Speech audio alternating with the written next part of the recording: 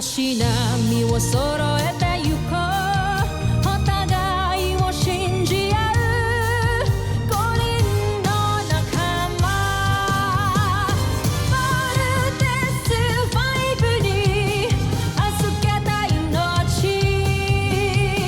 飛ぶぜ宇宙の果てまでもみんなの笑顔も近い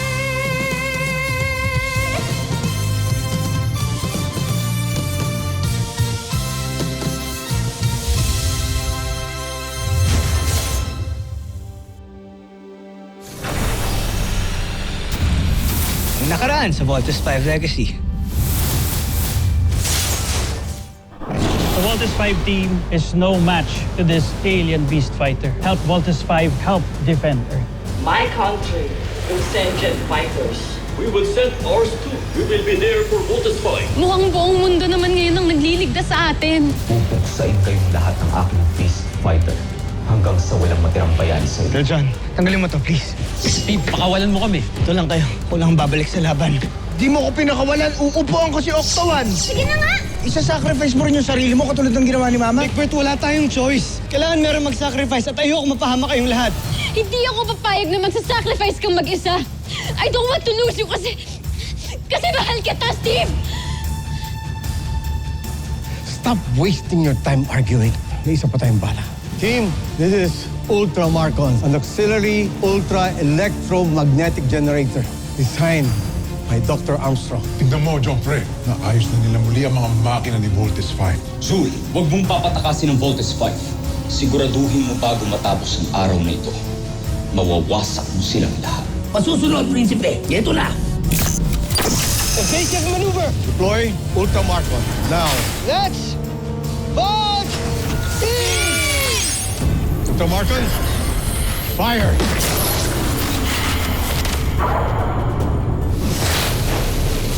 Here it comes, guys.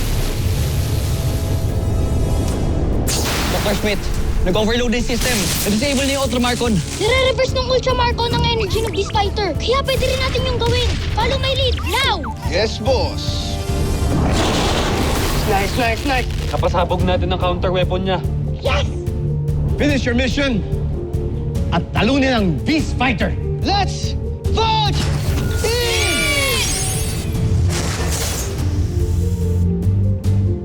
Yes! Nagawa natin! Nakapag-vote din tayo!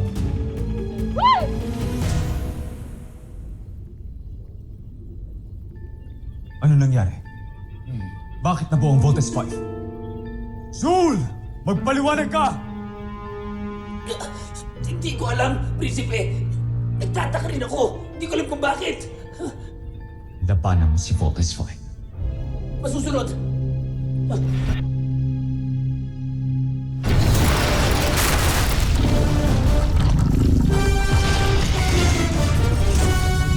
Walang yaka talagang hayop kang hito ka. Pinahirapan mo kami. Ganda ka. Gagawin kitang catfish salad.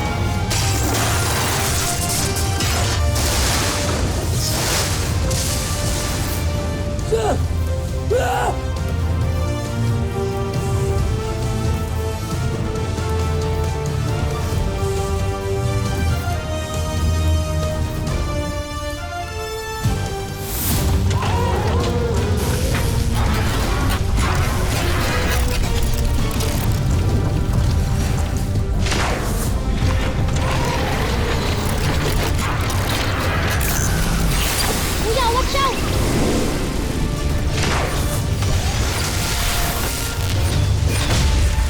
Ano? Ihirit ka pa, ha? Nako, missiles!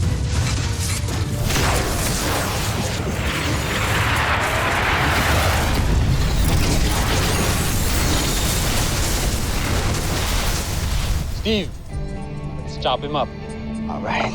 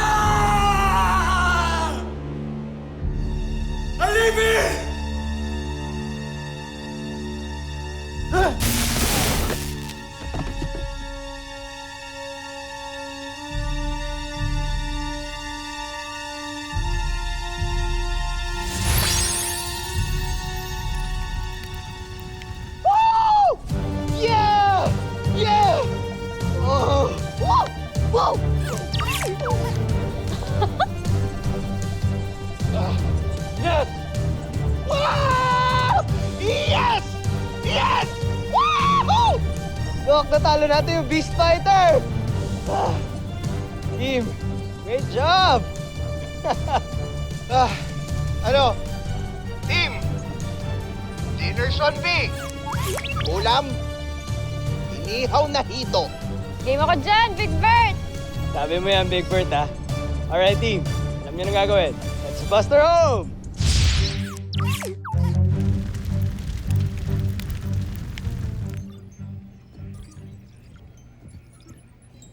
Dr. Smith, incoming hologram transmission from EDF. Richard, you're injured. Baliwala to. Paso lang. Ang mahalaga, natalo natin mga Buzanians. For now.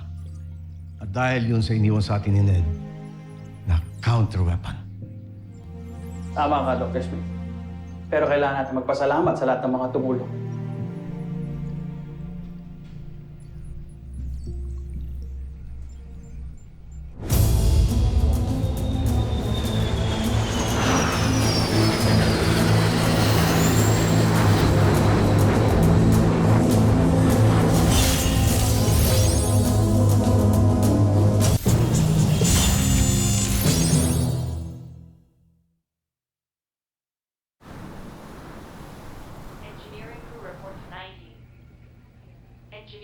Grabe, sobrang miss na miss ko na yung kama ko. Good night, kuya.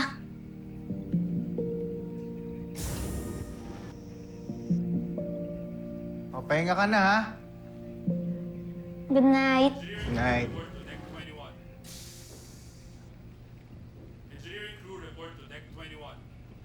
Oh, okay, so good night, guys. Pwede ba kita makausap? Sige. Kaya na lang muna ni Mark mag-usap. Next time na ako. Teka, Steve. Ako na lang aalis. Saka na tayo mag-usap. Good night.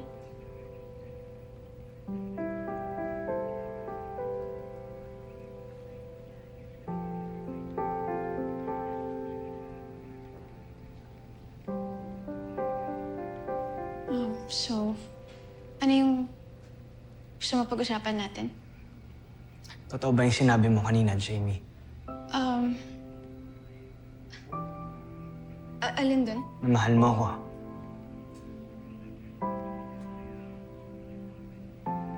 Steve? Jamie, hindi natin pwedeng entertain yung mga ganyang pakiramdam. Nakita mo naman kanina, di ba? Ang gulo pa ng mundo. Hindi nila tayo tinitigilan. Jamie, Hindi mo ako pwedeng mahalin. Kalimutan mo yung nararamdaman mo sa akin for your own sake and everybody else's.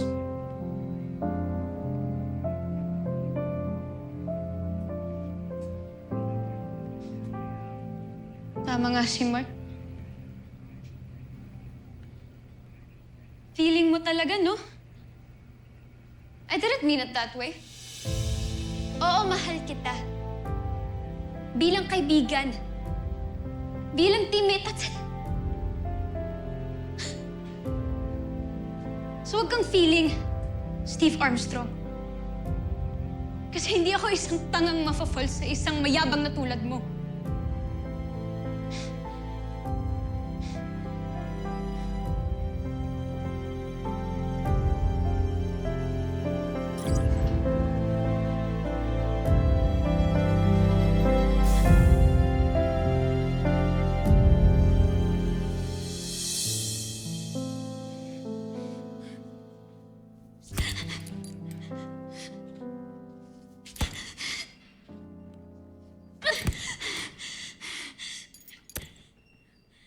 I hate you, Steve Armstrong. Bakit hindi ka napansin? Nandyan ka lang pala sa aking tabi. Ba't hindi naisip na baka ikaw nang para sa akin? Kala kaibigan lang, pero parang nahulog na rin. Paano ba sinta?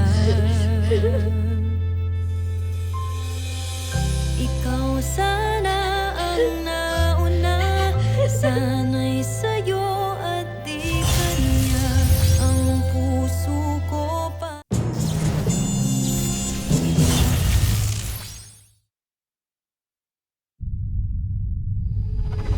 Patawarin niyo ako, Prinsipe Santos. Buong akala ko ay mananalo na tayo. Ginawa ko ang lahat. Alam ko, Su. Huwag kang mabahala. Hindi mo ito kasalanan. Napaghandaan tayo ng mga taga-Terra Erto. At naisahan nila tayo. Joffrey, meron ako naiisip na iba pang plano. Hindi na kailangan.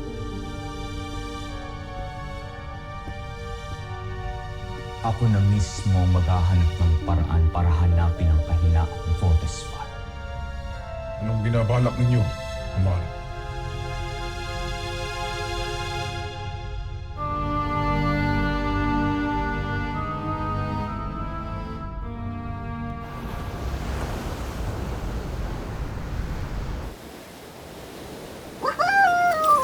Ang galing mo, Octoman! Mas mabilis ka pa sa akin! Very good, Octo. Binagalan ko pa yan. Alam, may tao! Kuya! Kuya, gising! Okay ka lang ba? Detecting unstable vital signs. Nalunod ata siya. Octoman, tumawag ka ng security! Bilis! Roger, Roger. Sundan niyo ako. This way. Follow, Octo. Hurry!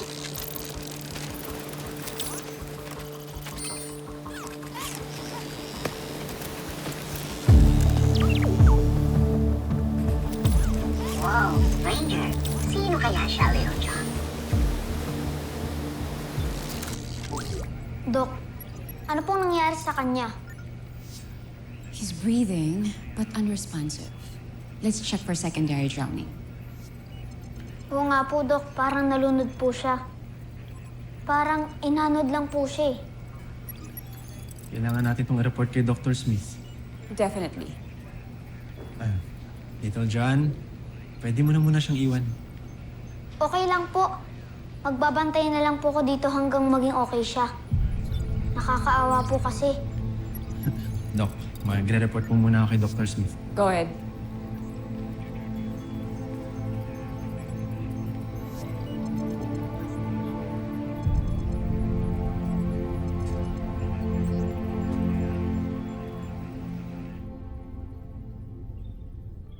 Nakita niyo ba ang ating prinsipe? Wala siya sa kanyang silid. Umalis siya para sa isang misyon. Dito siya ngayon. Kasama ng mga taga-Terrayarto. Kumustan mo, General.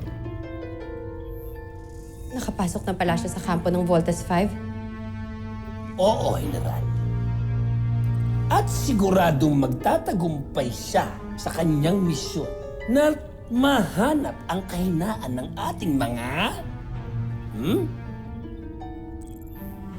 kalaban.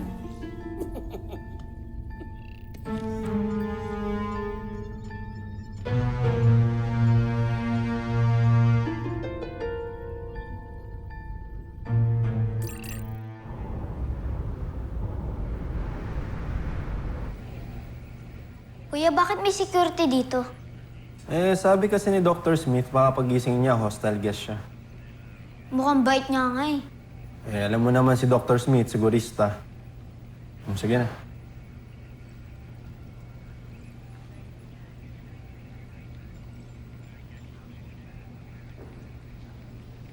Kuya, gising ka na. Hello, Kuya. Nakakapagsalita ka ba? Sino ka? Nasaan ako? Ako si John Armstrong. Pero Little John ang tawag sa akin dito. Nandito ka sa medical bay ng Camp Big Falcon.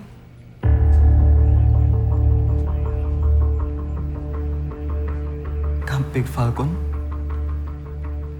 Hindi mo alam ang Camp Big Falcon? Lagi itong nasa news. For your information, dito ang base ng Voltes 5. Kaya, ang swerte mo na kami ang tumulong sa'yo. Baka swerte ko nga. Sino mag-aakala makakapasok ako rito? Naawa kasi kami sa'yo. Kung di kita nakita, baka dead ka na siguro ngayon. Napakalaki pala ng utang na loob ko sa'yo. Salamat Maraming salamat. You're welcome po. And nice to meet you.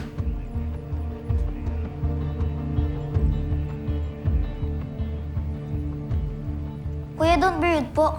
Kapag may nakikipag-handshake sa'yo, dapat makipag-handshake ka rin as a sign of friendship. Yan ang turo sa akin dati ng mama ko.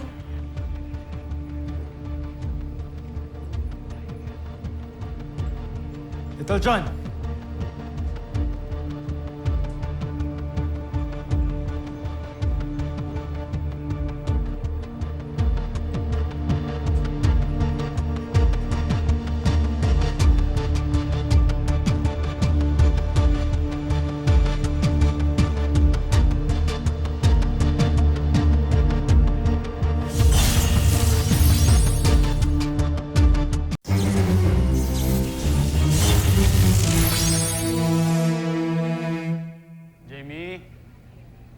Mark? Enter. Ano, nakita niyo na ba siya? Pupuntahan ko pa lang eh. Ha? Nakita ang ano? Ano ibig mo sabihin? May tinulungan kasing lalaki si Little John. Dinala niya dito sa loob ng camp. Nandun ngayon, nasa medical bay. Check ko lang kasi sana, baka kasi kalaban na naman yun. Kasama ba kayo? Sige, hindi ka.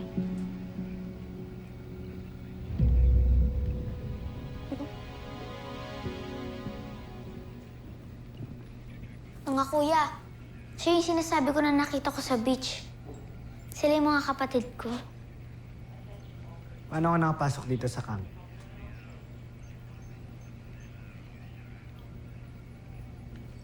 Namamasyal ako sa dagat.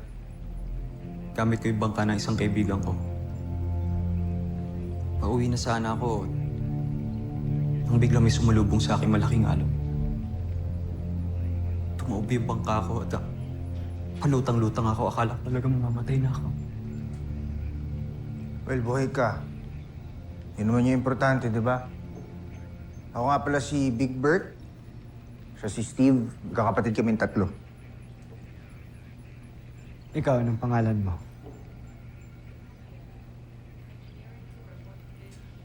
Ako si Manuel. Manuel Nabus. Ikinagagalak kong makilala ko kayo. Kinagagalak din kitang makilala. Bata mo pa pero ang salita natin, pang-boomer, man. Yes, meron na tayong bagong friend. Dr. Smith. Hello, Iho. Ako si Dr. Smith. I am the chief of this camp. Sige, saan ka ba? At paano ka napadpad dito? Sagot ko na ang tanong na yan. Pasensya na. Kailangan mong ulitin para malaman namin kung saan ka talaga galing.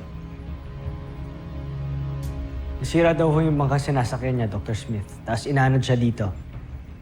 And, hindi mo pa nasasabi kung saan ka galing. Taga saan ka nga ba, Manuel? Totoo nga. May nakapasok na naman na tagalabas dito. Iho, bakit hindi ka sumasagot? Tiga saan ka ba talaga?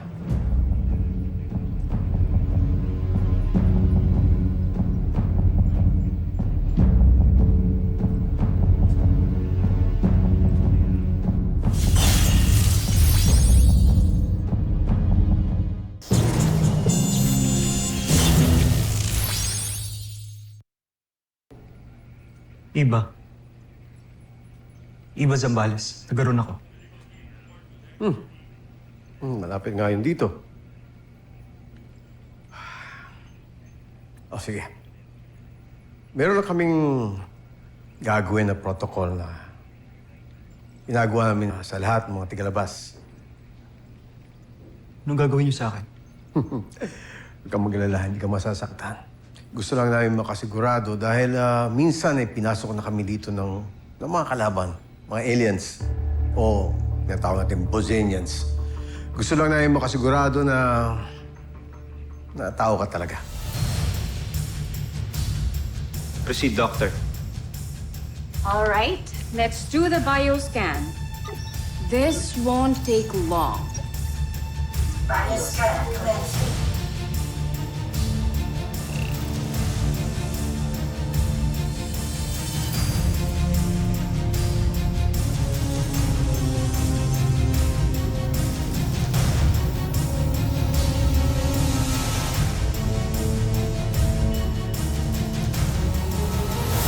Susunod sa Voltes 5 Legacy.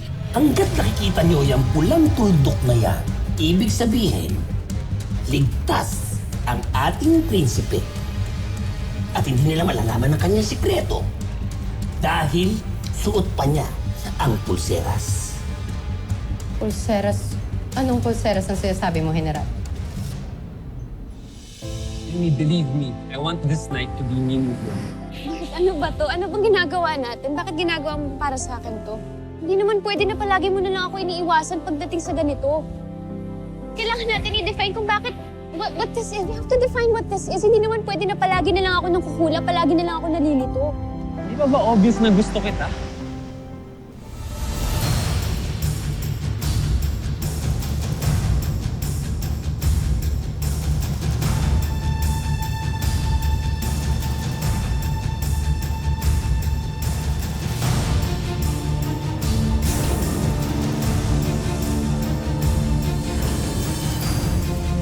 Manuel? Ano ginagawa mo dito?